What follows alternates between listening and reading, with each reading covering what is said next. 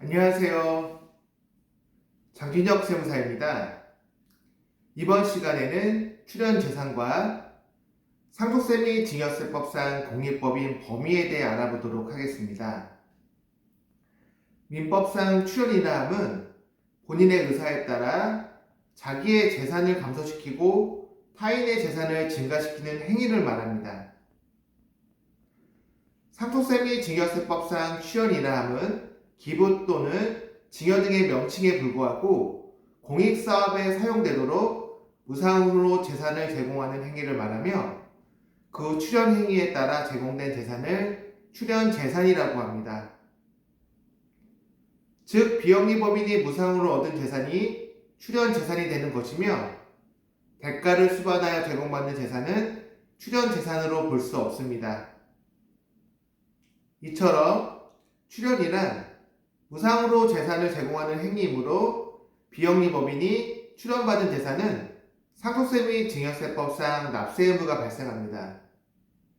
하지만 비영리법인 중 공익법인은 국가가 해야 할 사회 일반의 이익을 사업 목적으로 하고 있으므로 공익법인 등이 출연받은 재산의 가액은 상속세 및 증여세를 부과하고 있지 않습니다.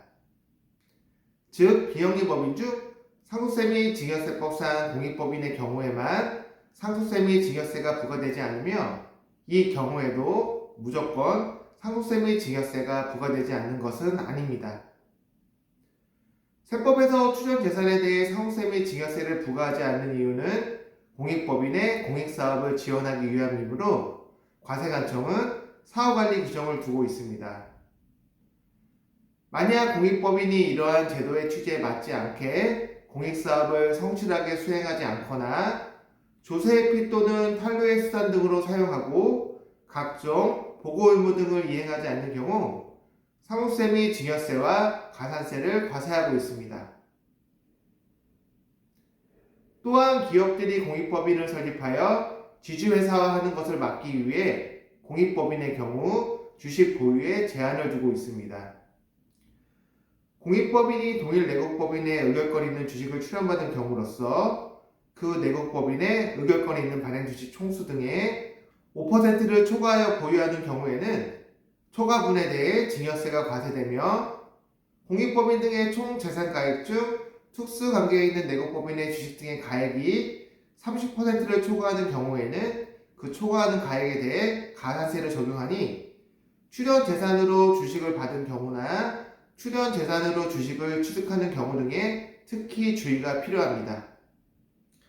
그럼 상속세 및 증여세가 과세되지 않는 공익법인의 범위는 어떻게 되는지 알아보도록 하겠습니다. 첫째, 종교의 보급 기타 교화에 현저히 기여하는 사업으로 이러한 사업 여부는 주무관청의 허가 여부 및 법인 등록 여부와 관계없이 당의 단체가 수행하는 정강상 고유 목적 사업에 따라 판단하여야 하며 종교활동을 위한 인적 물적 시설이 있어야 합니다. 다만 국외에 주된 사무소가 있는 종교단체는 공익법인에 해당하지 않습니다.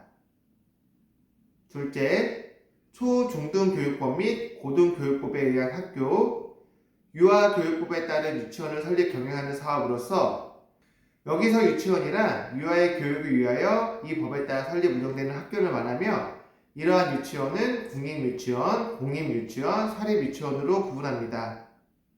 그러므로 사립유치원의 경우에도 상속세 및 증여세법상 공익법인에 해당합니다.